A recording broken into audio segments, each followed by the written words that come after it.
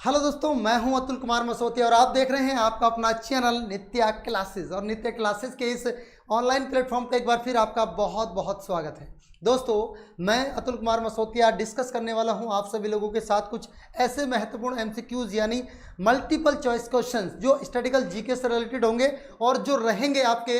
जो अगर मैं सब्जेक्ट की बात करूं तो सब्जेक्ट होगा जियोग्राफी यानी भूगोल। और भूगोल में हम लोग बात करेंगे भारत के भूगोल की, और भारत के भूगोल में एक सब टॉपिक होगा जो आपको अभी जल्दी ही सामने आपके आ जाएगा। देखते हैं आप लोगों में कितना दम है और आप लोग उसके आंसर को कितने बेहतर तरीके से कर पाते हैं। जो लोग हमें कंटिन्यू देख रहे हैं उनका बहुत बहुत धन्यवाद। जो लोग नए जुड़े हुए हैं उनका भी स्वागत है आपके अपने चैनल। और हमारे साथ जुड़ने वाले हैं सीमा गौतम है, अंजू रानी जी हैं, आकांक्षा गुप्ता जी हैं, तृप्ति गौड़ जी हैं, बहुत बढ़िया भी, सुमन दुबे जी। चलिए चलिए चलिए, बहुत बढ़िया, सब लोगों का स्वागत है। And I am really sorry for this class because this class is going to on 11 AM। चलिए, सारा प्रेमी जी बहुत बढ़िया, भी प्रेमी जी भी हमारे साथ जुड़ चुके हैं। देखिए भाई, आज जो बात करने वाले हैं हम कुछ बहुत ही बेहतरीन एमसीक्यूज होंगे। देखते हैं कितने लोग इसका आंसर करेंगे और बढ़ते हैं आज के अपने सबसे पहले क्वेश्चन की ओर। This is the very first question for you, so please give me the right answer. दो नदियों के बीच की उपजाऊ भूमि को कहते हैं जल संभर, जल विभाजक, दोआब या तराई। दो नदियों के बीच की जगह को क्या कहा जाता है? जल्दी से आंसर करिएगा भाई। कितने लोग आंसर करेंगे? तेजी के साथ आंसर करके दिखाइएगा जल्दी।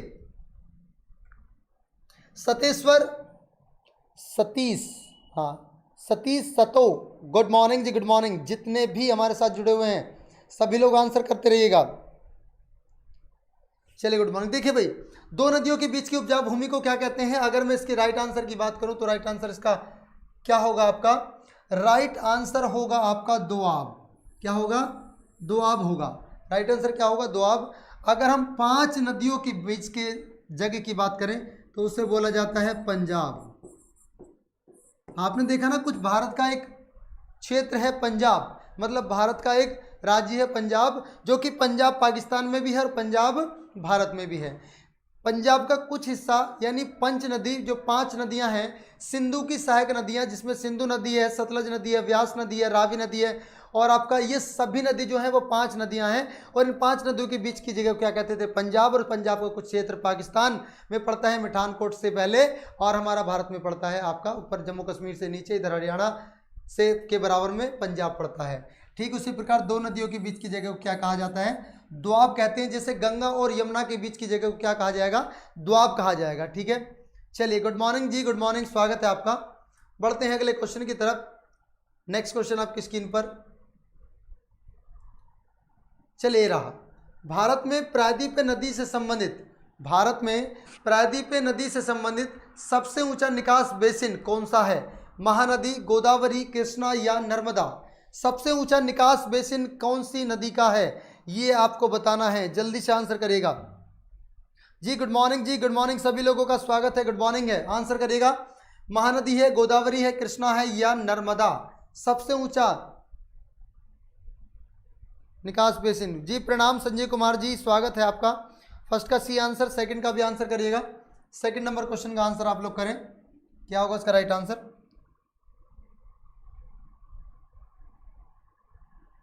एक मिनट,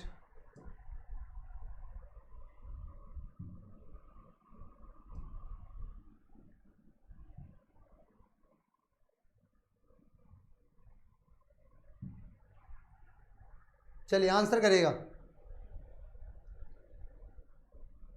2 का बी आंसर, 2 का बी, 2 का बी, 2 का सी। कुछ लोग बी कह रहे हैं, कुछ लोग सी कह रहे हैं, कुछ लोग बी, कुछ लोग सी।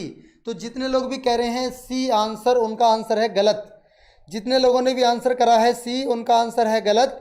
और जो लोग आंसर दे रहे हैं बी, यानी सॉरी, जिनका जो लोग आंसर दे रहे हैं बी, बी वालों को गलत है। गोदावरी, गोदावरी आंसर नहीं है, गोदावरी आंसर गलत है। गोदावरी ऐसी नदी है जिसको हम दक्षिण की गंगा कहते हैं। स्लाइड पीछे से आपकी वाइट होने के कारण, चलिए शायद और थोड़ा बहुत उजाला आपको देखने को मिलेगा, कुछ रोशनी आपको और देखने को मिलेगी। सेकंड का बी नहीं है, बी नहीं है, बी नहीं है, बी गलत गलत गलत के बम बोले। भारत में प्रायद्वीप नदी से संबंधित सबसे ऊंचा निकास बेसिन अगर किसी का है, सबसे ऊंचा निकास बेसिन, जो नदी सबसे ऊंचे से ऐसे आकर गिरती है, उसका पूछा है। ये तो अब सारी सीधी होकर गिर जाती हैं। बहुत बढ़िया। हाँ, एक का आया है सारा प्रेमी जी का, महानदी। महानदी का निकास बेसिन सबसे ऊंचा है।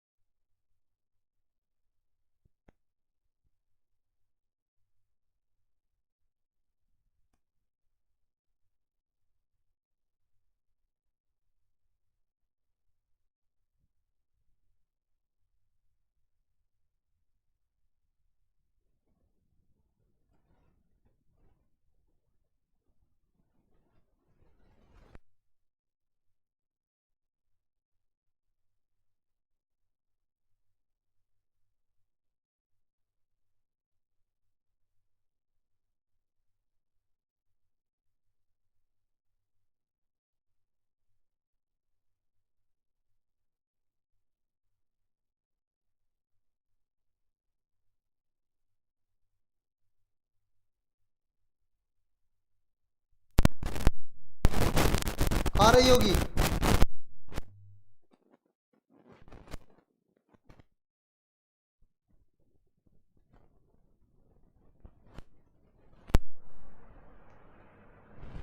टेक्निकल टीम एक बार ध्यान दे।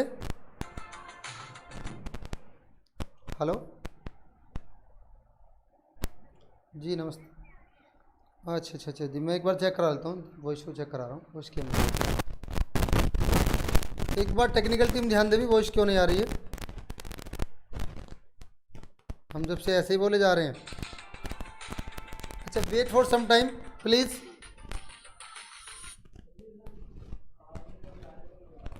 मैं एक बार चेक करा लेता हूँ। ठीक है, आ रही है वॉइस भाई। चलिए भी कभी कभी जा रही है, वॉइस नहीं आ रही है गुरुजी। अब ठीक है, अब ठीक है। चलिए, बहुत बहुत बहुत धन्यवाद। देखिएगा, भारतीय प्रायद्वीप की जो सबसे लंबी नदी है वो है गोदावरी। कौन सी है? गोदावरी। भारतीय प्रायद्वीप की सबसे लंबी नदी किसको माना जाता है? गोदावरी को माना जाता है। एक मिनट इसको देख लेता हूँ, कोई वायर वगैरह मुड़ रही हो कहीं पर।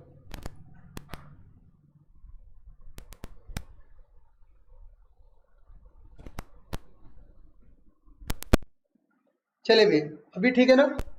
3 का डी आंसर बिल्कुल सही है। गोदावरी नदी दक्षिण भारत की सबसे बड़ी नदी है। इसकी लंबाई है 1465 किलोमीटर। 1465 किलोमीटर इसकी लंबाई है दक्षिण भारत की।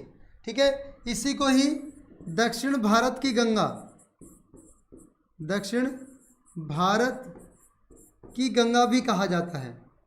इसी को दक्षिण भारत की गंगा भी कहा जाता है। ठीक है, गोदावरी बिल्कुल सही आंसर है। बढ़ते हैं अगले क्वेश्चन की तरफ।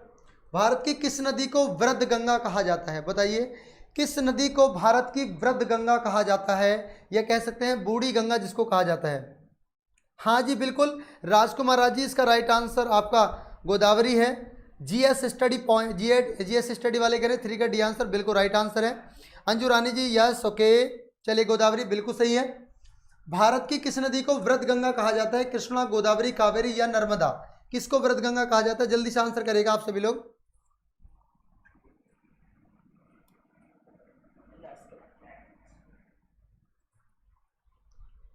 जल्दी, बहुत बढ़िया।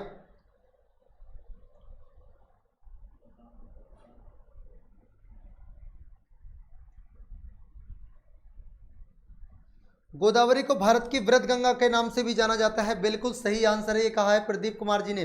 बिल्कुल सही है भाई, गोदावरी को ही वृद्ध गंगा के नाम से या बूढ़ी गंगा के नाम से पुकारा जाता है। ठीक है, बात चल रही है नदियों की। वही नदी है जो दक्षिण भारत की सबसे लंबी नदी, प्रायद्वीप पे भारत की नदी। यह जो नदी है ये आपकी कहाँ गिरती है? बंगाल की खाड़ी में गिरती है। कहाँ गिरती है? बंगाल की खाड़ी में। बंगाल की खाड़ी में गिरती है। यानी किधर को बहती है? ये पूर्व दिशा की ओर को बहती है, पूर्वी नदी। ठीक है, ये आपकी प्रौढ़ अवस्था को प्राप्त कर चुकी है, प्रौढ़ अवस्था को प्राप्त कर चुकी नदियां होती हैं जो आपकी प्रायद्वीप भारत की नदियां होती हैं। ठीक है, 4 का बी आंसर, 4 का बी आंसर बिल्कुल सही है। बढ़ते हैं अगले क्वेश्चन की तरफ। निम्नलिखित में से किस नदी को दक्षिणी गंगा कहा जाता है? निम्नलिखित में से किस नदी को दक्षिण की गंगा कहा जाता है? इस क्वेश्चन का आंसर गलत नहीं होना चाहिए भाई। किस नदी को दक्षिण की गंगा कहा जाता है? बे ऑफ बंगाल। हाँ बिल्कुल, बे ऑफ बंगाल बिल्कुल सही है, बे ऑफ बंगाल में ही गिरती है। निम्नलिखित में से किस नदी को दक्षिण की गंगा कहा जाता है? बताइए, कृष्णा को कहा जाता है, गोदावरी को कहा जाता है, महानदी या कावेरी? बताइए कौन सी नदी को दक्षिण की गंगा हम लोग कहेंगे? जल्दी। नदियां चले चले रे धारा,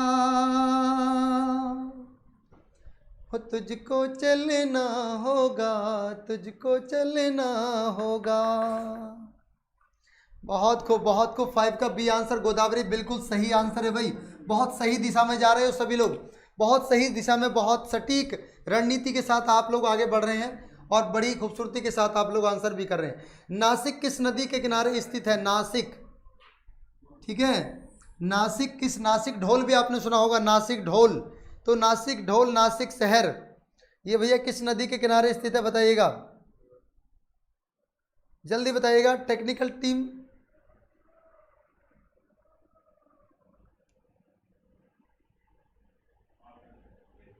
आंसर करें इतने। नासिक किस नदी के किनारे स्थित है? आंसर करें।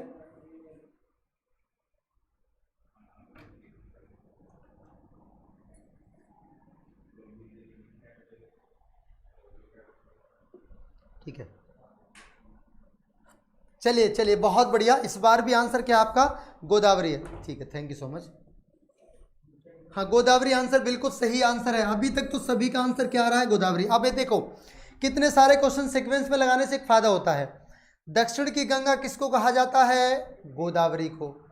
बूढ़ी गंगा किसको कहा जाता है? गोदावरी को। नासिक शहर किसके किनारे बसा हुआ है? गोदावरी के। ठीक है, भारत के प्रायद्वीप पे भारत की सबसे लंबी नदी कौन सी है? गोदावरी। तो गोदावरी से जुड़े हुए सारे क्वेश्चन मैंने करा दिए। हाँ बिल्कुल सही आंसर है। बढ़ते हैं अगले क्वेश्चन की तरफ। इस क्वेश्चन का आंसर करें। निम्न में से किस नदी का स्रोत भारत से बाहर है?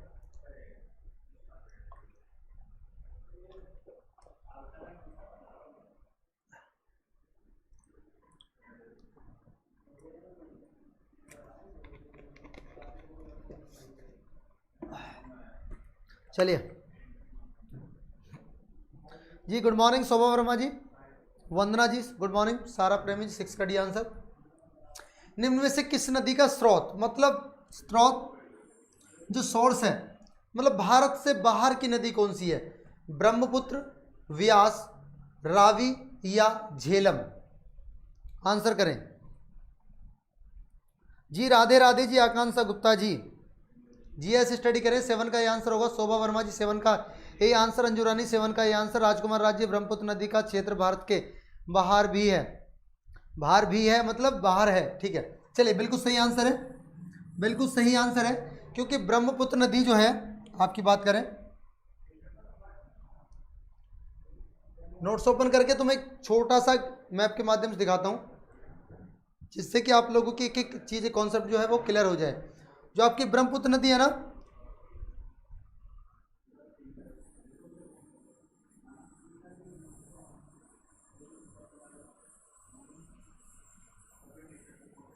देखिए ब्रह्मपुत्र नदी यहाँ पर एक झील है, कैलाश मानसरोवर झील, वहाँ से निकलती है। तो वहाँ से निकली, यहाँ से ब्रह्मपुत्र नदी निकली, ऐसे होती हुई यहाँ से भारत में प्रवेश करा और यहाँ ऐसे आकर गिर जाती है। तो ये कहाँ पर है? ये आपका चाइना का एक क्षेत्र है, तिब्बत। कौन सा क्षेत्र है? तिब्बत। आपसे अगर झील पूछ ली जाए तो झील कौन सी है? झील पूछ ले तो आपका मानसरोवर झील, मानसरोवर झील से निकलती है। ठीक है, यहाँ पर जैसे भारत में प्रवेश करती है तो कौन से दर्रे से करती है? ये आपका यांग याप दर्रा, यांग याप दर्रे से भारत में प्रवेश करती है। जैसे यहाँ पर आती है तो यहाँ आकर ये नदी चौड़ी हो जाती है, ये नदी यहाँ आकर चौड़ी हो जाती है और बीच में एक द्वीप का निर्माण करती है, जो दुनिया का सबसे बड़ा नदी द्वारा निर्मित द्वीप है, मांजुली द्वीप। कौन सा द्वीप है भैया? मांजुली द्वीप। और दोस्तों इसी ब्रह्मपुत्र नदी को इसको देहांग भी कहा जाता है, इसको देहांग भी कहा जाता है। और जब ये यहाँ पर एंट्री करती है, यहाँ पर जब ये एंट्री करती है तो इसी को जमुना के नाम से पुकारा जाता है। आगे जाके ये मेघना बन जाती है, आगे ये पद्मा भी यही बनती है, पद्मा ये, और इधर से गंगा नदी जो आकर जो मिलती है ना, वो ये दोनों मिलकर एक नया नाम मिलता है इनको। ठीक है भाई, सभी का क्लियर हुआ? हाँ, मांजुली द्वीप बनाती है, ये मांजुली द्वीप बनाती है यहाँ तक। और इधर ये भारत की सबसे पवित्र नदी मानी जाने वाली ये कौन सी नदी है? ये आपकी गंगा नदी है। गंगा नदी जब इसमें बांग्लादेश में प्रवेश करती है तो क्या कहलाती है? आपकी पद्मा बन जाती है। इतनी बात आप लोग समझ पाए नहीं समझ पाए?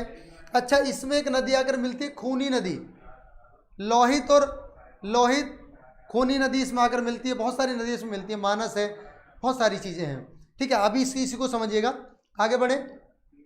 हाँ जी, बिल्कुल सही कहा। ये एक बात और आपको बताऊँ, जो ब्रह्मपुत्र नदी है ये इसको अंतर्राष्ट्रीय नदी कहा जाता है,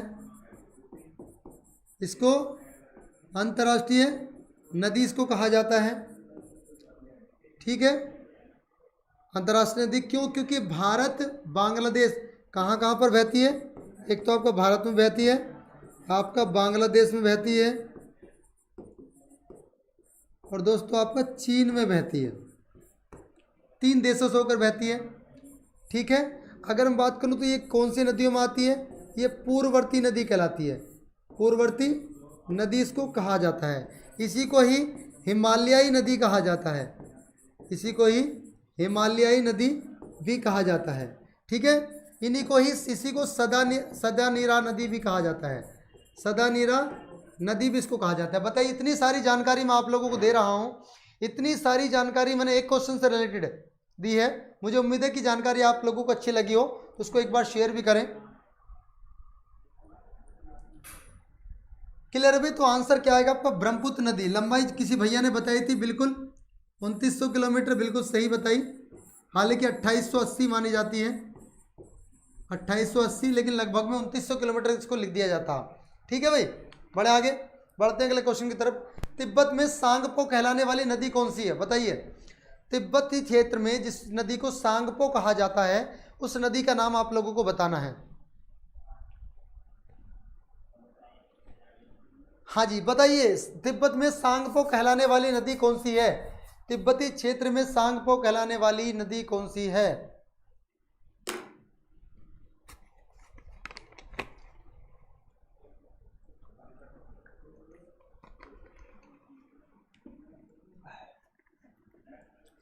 चलिए आंसर करें।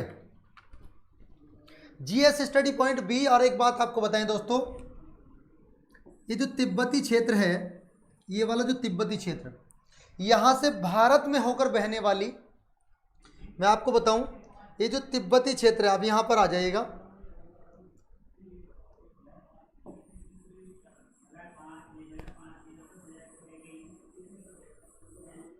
ये वाला क्षेत्र है, ये यहाँ पर एक झील पड़ती है, कैलाश मानसरोवर। यहां से पता भारत में होकर बहने वाली नदियां कितनी निकलती हैं?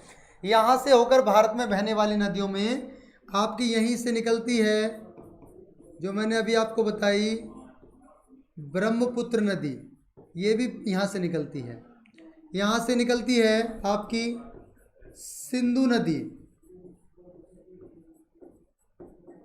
यहीं से निकलती है आपकी सतलज नदी, इसको सतलुज भी कहा जाता है। ठीक है, तो ये 3 नदी ऐसी हैं जो भारत, यहाँ से ये भारत में होकर, ये ऐसी स्थिति ना, तो ये भारत में होकर ये ऐसे यहाँ गिरती है। ये भी सतलज नदी यहाँ मिठानकोट में आकर यहाँ पर मिल जाती है। ये आपकी ब्रह्मपुत्र नदी यहाँ से होकर यहाँ से ऐसे जाती है। तो ये सारी जानकारी आप लोगों के लिए बहुत ज़्यादा इम्पोर्टेंट है। ठीक है भाई, तो चलें आप देखें। तो राइट आंसर कौन सी कहलाती है? ब्रह्मपुत्र नदी कहलाती है। ब्रह्मपुत्र नदी, तो उसको सांगपो कहा जाता है। क्या कहा जाता है? सांगपो कहा जाता है।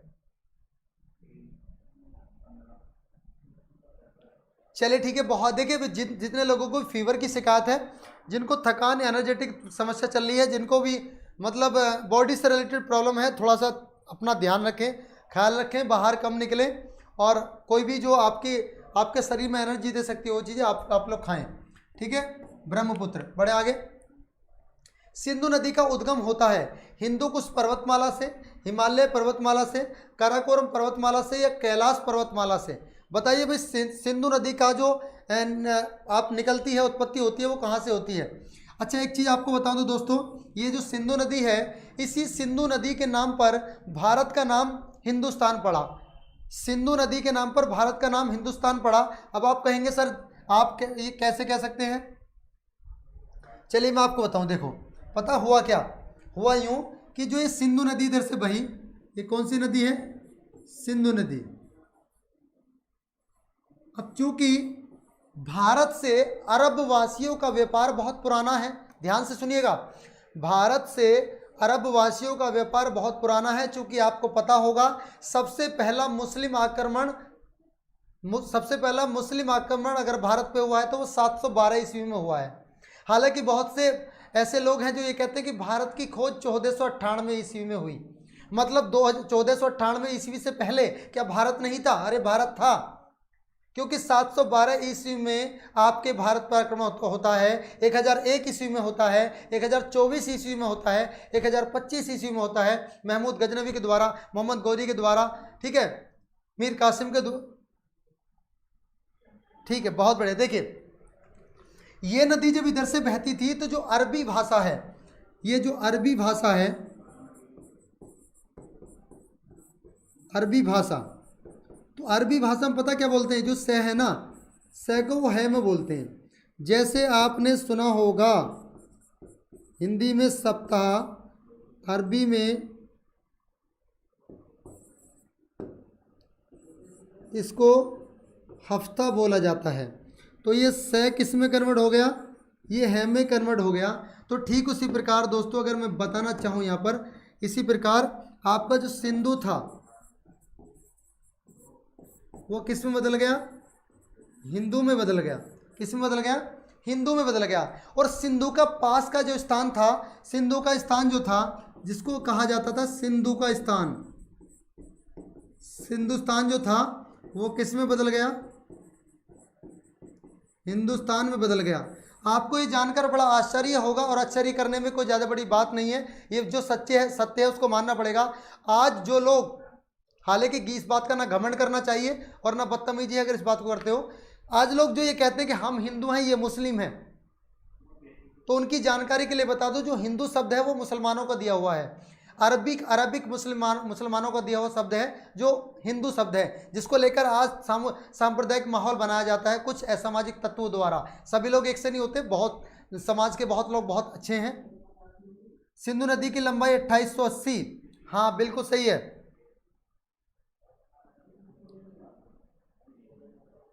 बिल्कुल सही कहा। देखिए, तो इतनी सारी जानकारी आपको कैसे लगी? हाँ, बड़े आगे। तो इसका भैया राइट आंसर क्या होगा? कैलाश पर्वतमाला। कहाँ से निकलती है भाई? कैलाश पर्वतमाला से निकलती है। क्योंकि और एक बात आपको बताऊं, ये आपसे पूछ लेता है कि सिंधु नदी भारत में कहाँ से प्रवेश करती है? सिंधु नदी भारत में किस जगह से प्रवेश करती है? तो सिंधु नदी जिस जगह से प्रवेश करती है ना, ये वाली जो जगह है, इसको कहा जाता है दमचौक। क्या कहा जाता है? दमचौक। अब इसको याद कैसे करें आप? ऐसे, और जहाँ से भारत से निकलती है, यहाँ से भारत से निकलेगी, इसको बोला जाता है चिल्लाही।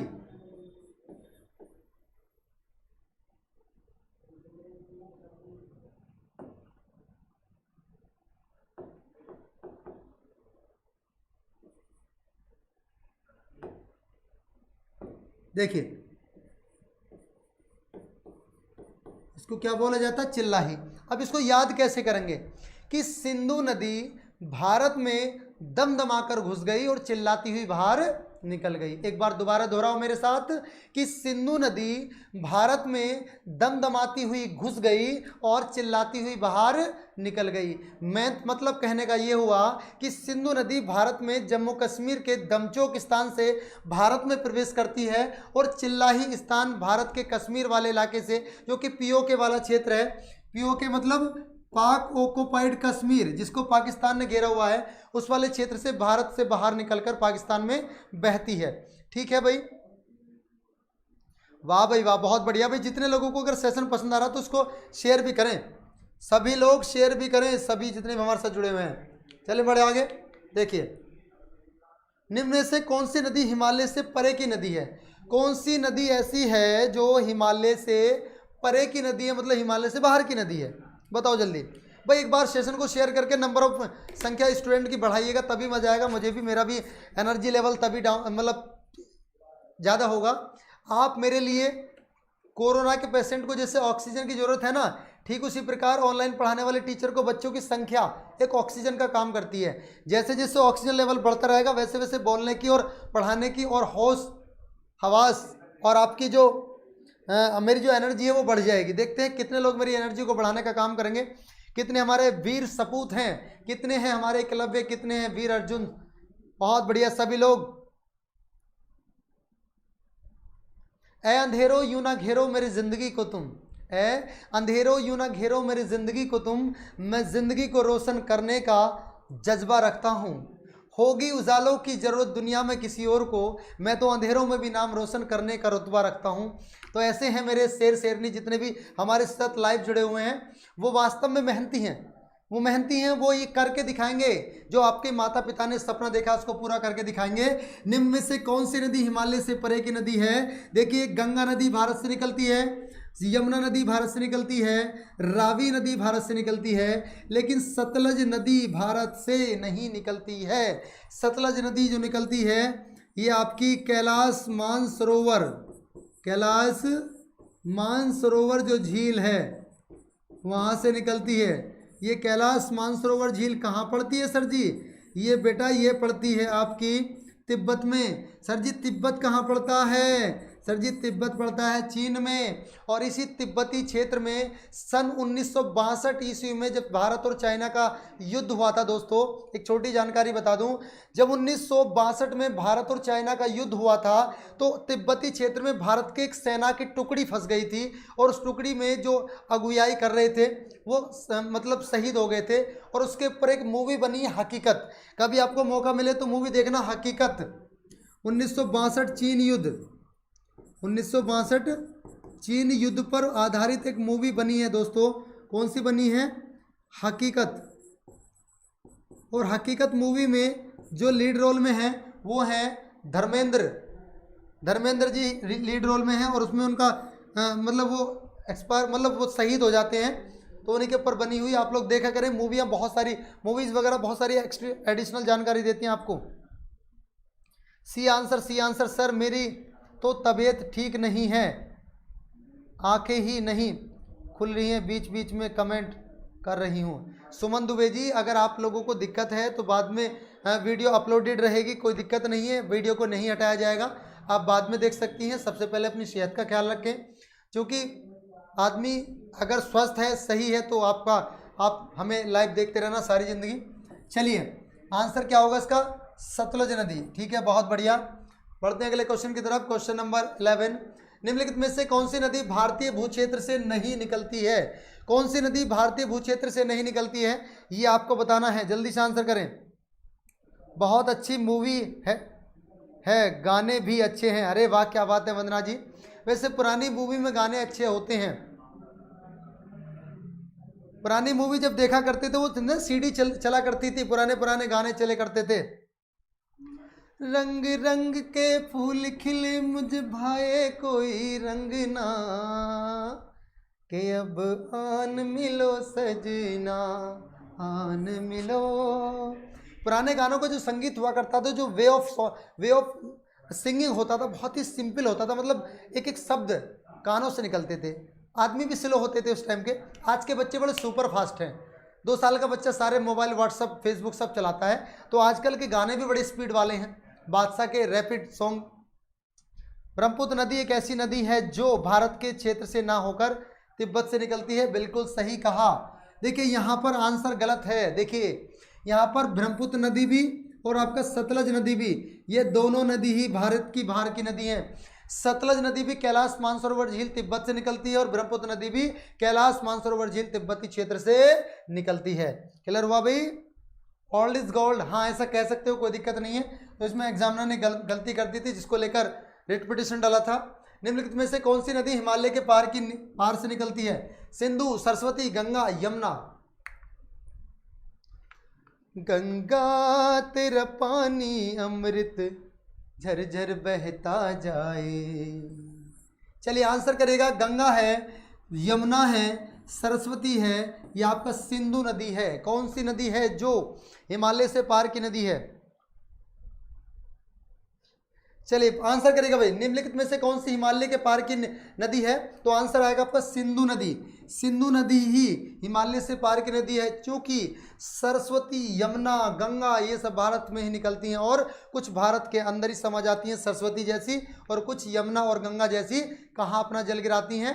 यमुना तो कह देती है अपनी बड़ी बहन गंगा से कि बहना ये मेरा जल लेकर चली जा, और बे ऑफ बंगाल मतलब बंगाल की खाड़ी को जाके कह दियो कि ये जल यमुना ने दिया है। जिस प्रकार रैदास भगत ये कहता है कि गंगा से जाके कह देना कि रैदास भगत ने क्या एक कंगन मंगाया है, तो गंगा खुद हाथ निकाल कर कंगन देती है। ऐसा जो हमारे देश के जो किताबें हैं, जो ग्रंथ हैं, वो कहते हैं, बताते हैं ये घटनाएं। चलिए बहुत बढ़िया। तो आंसर होगा सिंधु नदी, जिसकी लंबाई इतनी, ठीक है, और ये कहाँ से निकलती है? ये आपके तिब्बती क्षेत्र से निकलती है। ठीक है भाई, बड़े आगे अगले क्वेश्चन की तरफ। भारत में कौन सी नदी को खुला नाला कहा जाता है? बताइए भाई, भारत में कौन सी नदी को खुला नाला कहा जाता है? आंसर करिएगा। खुला नाला, भारत में कौन सी नदी को खुला नाला कहा जाता है?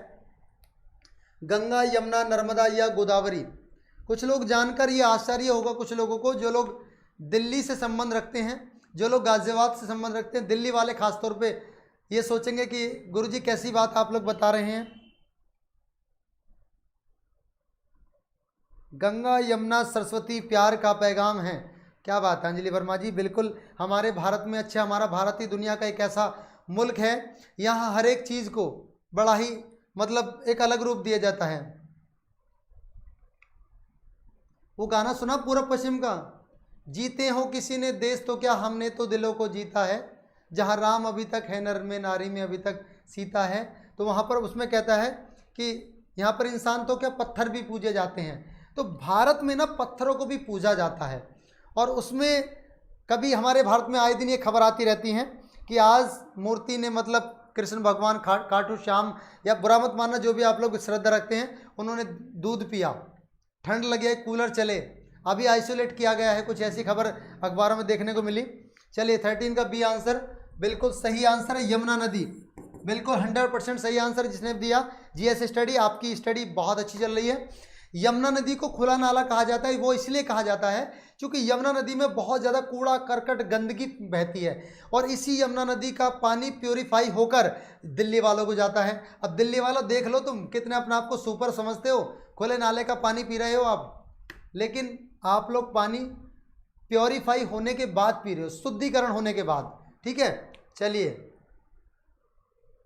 बड़े आगे। आंसर करें, भारत में कौन सी नदी विभ्रंश घाटी में बहती है? नर्मदा, कृष्णा, ताप्ती या कावेरी? मतलब कौन सी विभ्रंश घाटी से होती हुई बहती है?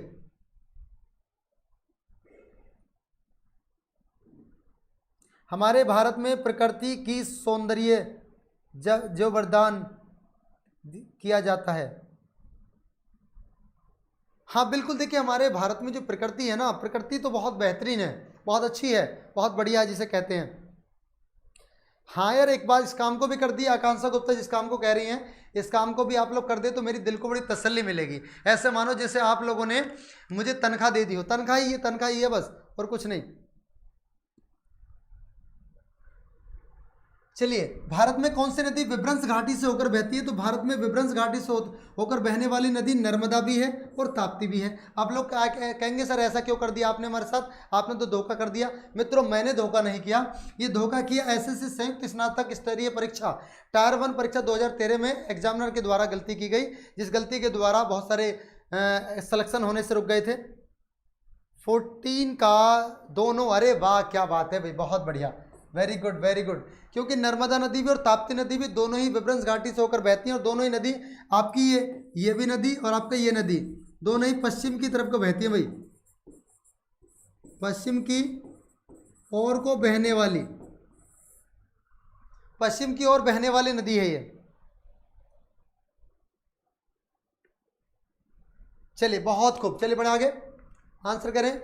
भागीरथी और अलकनंदा के संगम पर स्थित नगर है रुद्रप्रयाग, देवप्रयाग, विष्णुप्रयाग, कर्णप्रयाग। जल्दी से आंसर करिएगा भाई, बहुत तेजी के साथ। इतने मैं जल ग्रहण कर लेता हूं, जल नीर वारी अम्बु तोय, इतना आप लोगों को आंसर करना है, जल्दी करिएगा। भागीरथी और अलकनंदा के संगम पर स्थित नगर कौन सा है?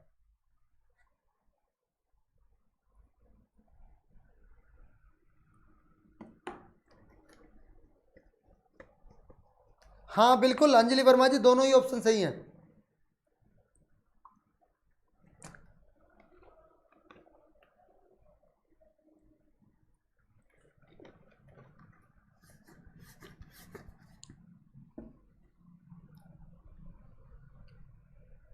हेलो, हाँ निकल रहे हो? निकल गए? मुझे चंदलोक कॉलोनी गेट पे मिल जाएंगे। ठीक है मैं कर लूँगा, ठीक ठीक। हाँ भाई जल्दी से आंसर करेगा। देवप्रयाग बिल्कुल सही आंसर है, देवों का प्रयाग, देवों का प्रयाग, प्रयागराज किसको कहा जाता है? इलाहाबाद को। बड़े आगे, भागीरथी और अलकनंदा गंगा में कहाँ पर मिलती हैं? भागीरथी और अलकनंदा गंगा में कहाँ पर मिलती हैं? अभी मित्रों यही तो क्वेश्चन था, भागीरथी और अलकनंदा संगम कहाँ पर होता है? देवप्रयाग। तो आंसर इसका भी क्या होगा? इसका भी क्या होगा? अरे अरे रुक जा रुक जा रुक जा रुक जा भाई रुक जा, इतनी भी जल्दबाजी ठीक नहीं है। कहाँ मिलेगी? देवप्रयाग में जाकर, ठीक है। बढ़ते हैं अगले क्वेश्चन की तरफ। सतपुड़ा और विंध्यन के बीच कौन सी नदी बहती है? सतपुड़ा और विंध्यन के बीच कौन सी नदी बहती है, ये आपको बताना है। सतपुड़ा और विंध्यन के बीच,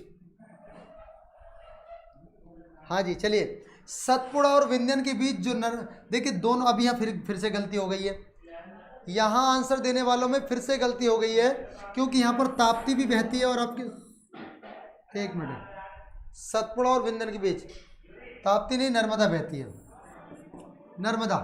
आंसर क्या होगा? डी ऑप्शन होगा, डी ऑप्शन बिल्कुल सही आंसर होगा। क्वेश्चन नंबर 31 कहाँ से आ गया इस टाइम पर भी? चलिए, निम्नलिखित में से भारत में तलछट को परिवाहित करने वाली प्रमुख नदी कौन सी है जो तलछट में होकर बहती है? जल्दी से आंसर करेगा, तलछट में होकर बहने वाली।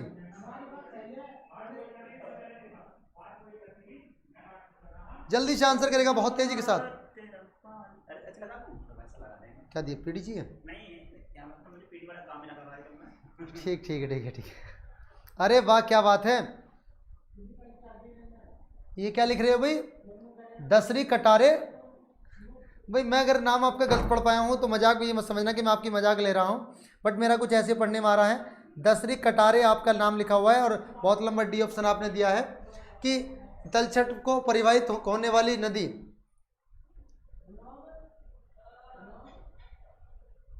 बिल्कुल सही आंसर है।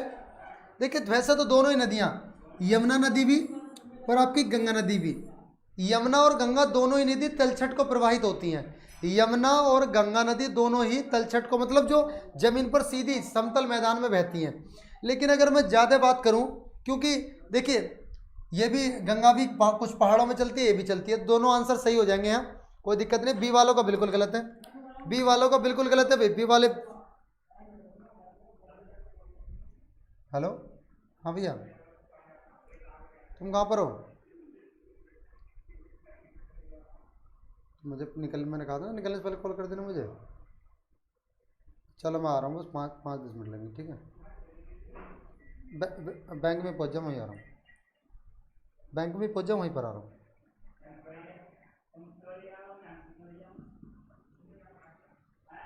चलिए शोभा वर्मा जी 18 का डी आंसर, 18 का डी, लेकिन 19 का बताइएगा। निम्नलिखित में से कौन सी नदी अपना रास्ता बदलते रहने के लिए प्रसिद्ध है?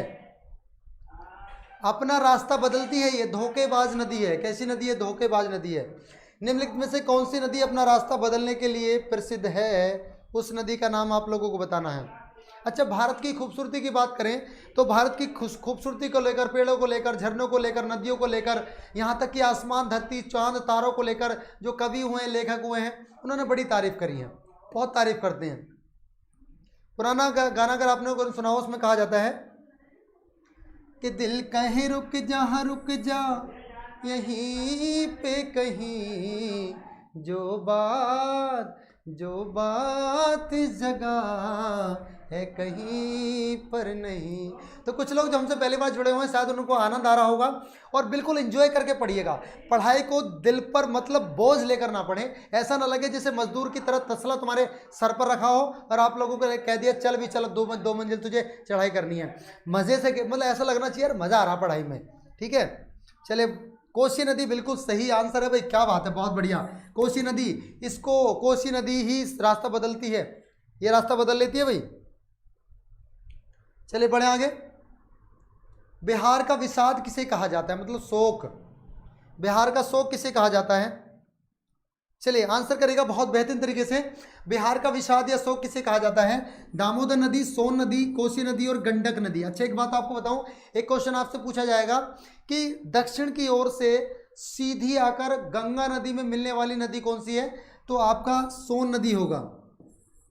ये आपका क्वेश्चन बहुत बार पूछा हुआ है।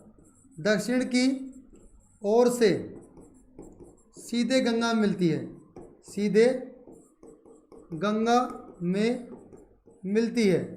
सोन और टोंस नदी, ये दक्षिण से उत्तर की ओर बहने वाली नदी है भाई, ये दक्षिण से उत्तर की ओर बहने वाली नदी है। सर क्लास इंटरेस्टिंग होनी चाहिए। हाँ बिल्कुल बिल्कुल, साथ में कंटेंट भी बेस्ट है। हाँ देखिए, कंटेंट में तो शिकायत में दूंगा नहीं आपको, कंटेंट बिल्कुल विद प्रूफ मिलेगा। देखिए एक भी क्वेश्चन ऐसा नहीं है मैंने एम उठा दिया और आपको पढ़ा दिया, सारे क्वेश्चन आपके थ्योरी बेस्ड और बेहतरीन क्वेश्चन है। तो आंसर क्या आएगा इसका आंसर भी क्या आएगा? कोसी नदी। कोसी नदी इसका आंसर है भाई, सोन नहीं है। सोन स्टडी जीएस स्टडी पॉइंट, सोन आंसर गलत है। सोन नदी दक्षिण की तरफ से आकर सीधी गंगा नदी में मिलने वाली नदी है। जबकि पूछा है बिहार का शोक, बिहार, ये तो बिहार में जाती नहीं है सोन नदी।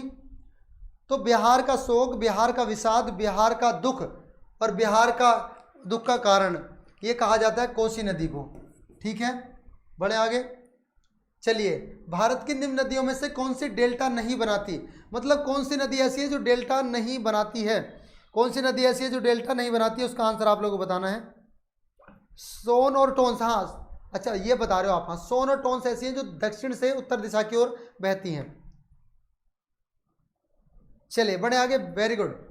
भारत की निम्न नदियों में से कौन सी डेल्टा नहीं बनाती? अच्छा, कुछ बनाती है डेल्टा, जो नदियां होती है ना, कुछ तो इनमें से डेल्टा बनाती हैं, कुछ आपका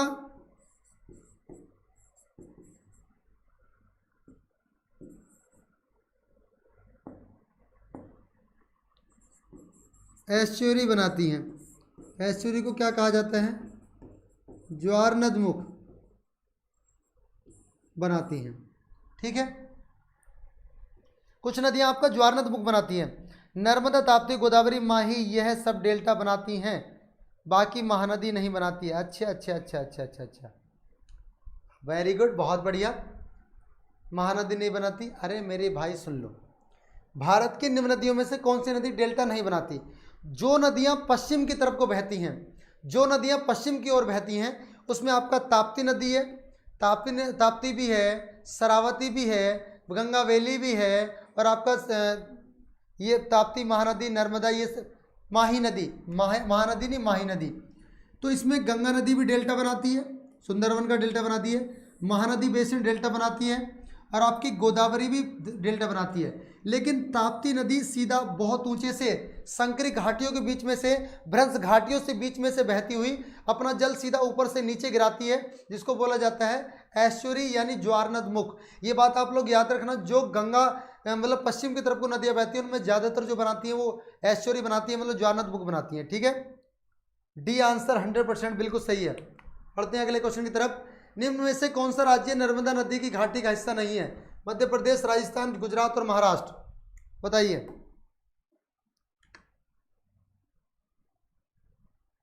हाँ बिल्कुल, उल्टी बहती है, बिल्कुल सही कहा राजकुमार जी आपने। इसका आंसर करिएगा, निम्न में से कौन सा राज्य नर्मदा नदी की घाटी का हिस्सा नहीं है? सूरत के किनारे ताप्ती नदी, बिल्कुल बिल्कुल सही। अच्छा, अजमेर शहर कौन सी नदी के किनारे बसा है, बताइएगा।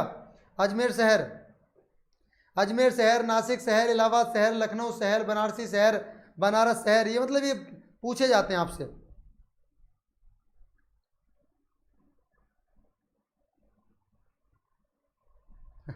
कोई बात नहीं, इन्होंने कहा उल्टी बहती हैं।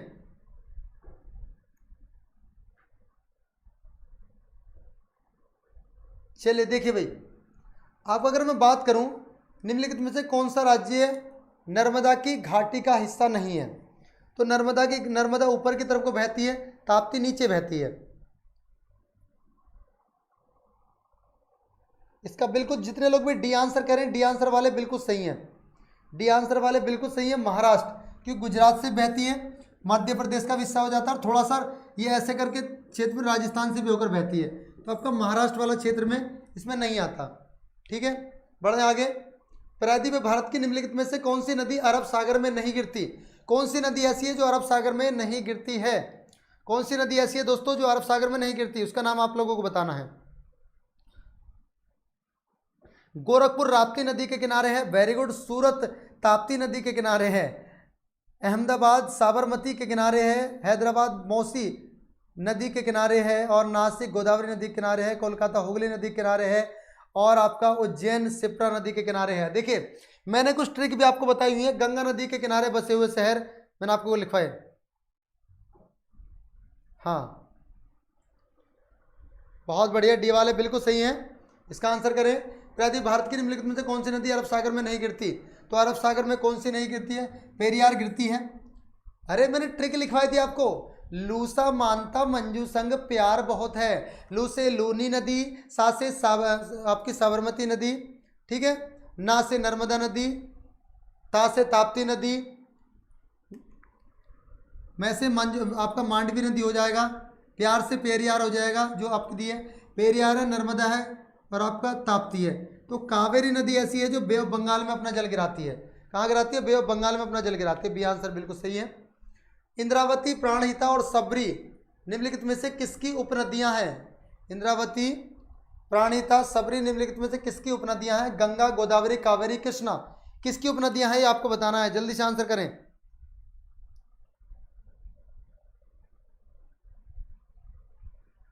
ट्वेंटी फोर का आंसर करो भी, 24 का, जीएस स्टडी जी 24 का आंसर करो।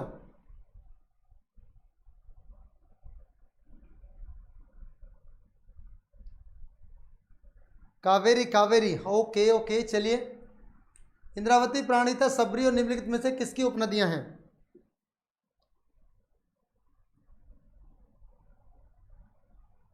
बहुत बढ़िया, तृप्ति जी कह रही है 24 का सी आंसर होगा। जीएस स्टडी पॉइंट अभी, जीएस स्टडी 24 का ए आंसर है, ओके। चलिए, दशहरी कटारे, क्या बोलूँ आपको 24 का सी। चलिए एक काम करो, मेरा भी टाइम हो गया है,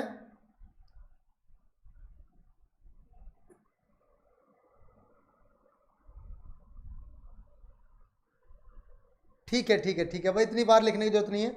ठीक है, सी वाला बिल्कुल सही है, आंसर आपका बिल्कुल सही है। इसका आंसर करेगा नेक्स्ट क्वेश्चन का, निम्न में से कौन सी नदी दक्षिण से उत्तर की ओर बहती है? अभी आपको बताओ, निम्न में से कौन सी नदी दक्षिण से उत्तर की ओर बहती है, नीचे से ऊपर की तरफ को बहती है, बताओ। उल्टी गंगा पहाड़ चढ़े, हाँ बिल्कुल जीएस जी आपका सही है, अगर आपने सी दिया है दिया लकड़ा जी 24 का सी आंसर आपका बिल्कुल सही था। स्वागत है आपके अपने चैनल नित्य क्लासेज में।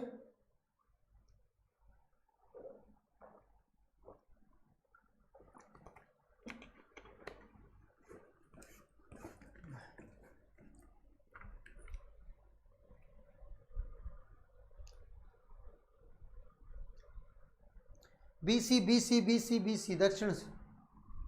देखिए अभी मैंने आपको बताया, एक तो सोन नदी और एक आपकी टोंस नदी। सोन और टोंस नदी दोनों कहाँ से होकर बहती हैं? ये आपकी दक्षिण से उत्तर की ओर बहती हुई सीधे किस में मिलती है? गंगा नदी में जाकर मिल जाती हैं। ठीक है, ये क्वेश्चन आपके लिए है होमवर्क।